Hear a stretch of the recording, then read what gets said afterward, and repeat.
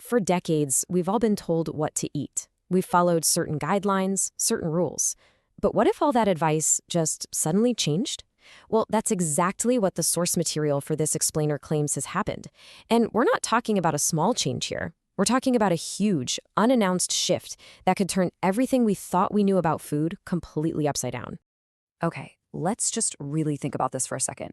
What if the health advice that shaped pretty much everything, school lunches, what hospitals serve, what's on your dinner plate, for the last 40 years, was just suddenly and quietly reversed? Well, that's precisely the bombshell claim we're digging into today. This isn't just a little adjustment. The argument is that for the first time in history, the entire food pyramid as we know it has been completely flipped on its head. And this quote from the source really nails just how big this alleged shift is. For over 40 years, the foundation of our guidelines were the grains. They walked away from that entire model. So the bottom line is that carb-heavy base, the bedrock of dietary advice for a whole generation, has apparently just been abandoned. All right, so what does this big flip actually look like? Let's put the old guidelines right next to the new ones and see just how dramatic this change really is. On the left, that's the model we all grew up with, right? A huge focus on 6 to 11 servings of grains a day, low-fat everything, and constantly counting calories. Now look over to the right. The new focus, according to the source, is a whole different ballgame. The number one enemy is now ultra-processed foods, and there's a huge new emphasis on eating real food and, this is a big one, way more protein. Let's put some actual numbers on that protein part to see what it means. Under the old system, a 180-pound person was told to eat about 65 grams of protein a day. Okay? Got that number in your head? 65 grams. Now, get ready for this. Under the new guidelines, the recommendation for that same exact person jumps all the way up to 131 grams. That's not just a little more, that is double the old amount. This one change alone really shows you what the source is talking about, a massive pivot away from carbs and straight towards protein. So, if the old bad guy in our diet was fat, these new guidelines have a new public enemy number one. But what exactly are these ultra-processed foods that are suddenly in the crosshairs?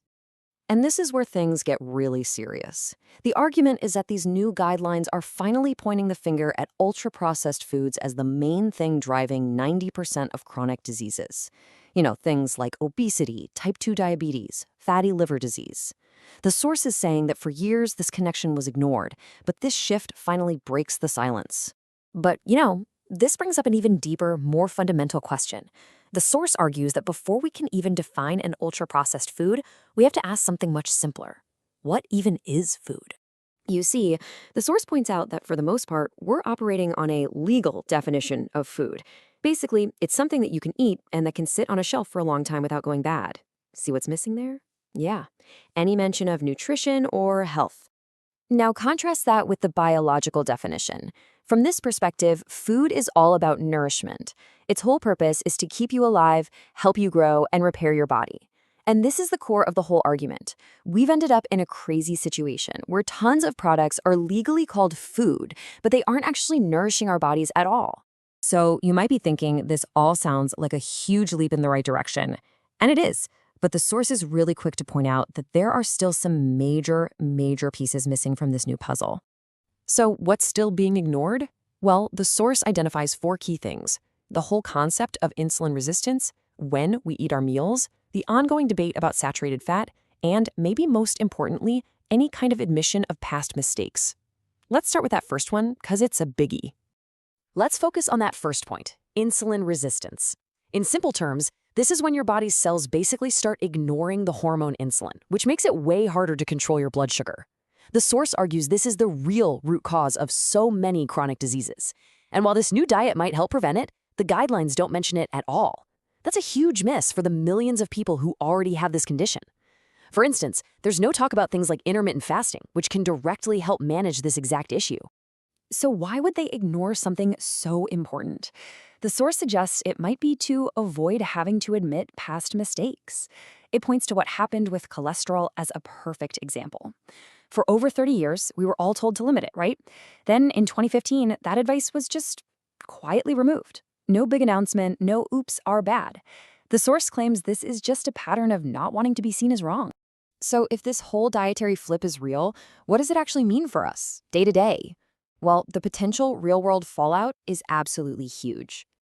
This slide really puts the challenge in perspective. According to the source's data, over half of all calories eaten in America come from ultra-processed foods. Just think about that for a second. Our entire food system is built around the very thing that's now being identified as the #1 problem.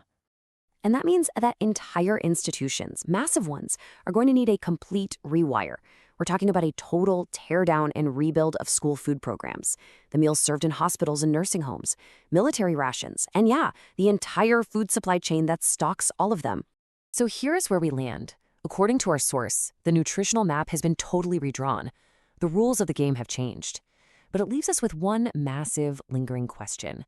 The advice may have changed, but can a food system this big, this deeply dug in, actually change with it?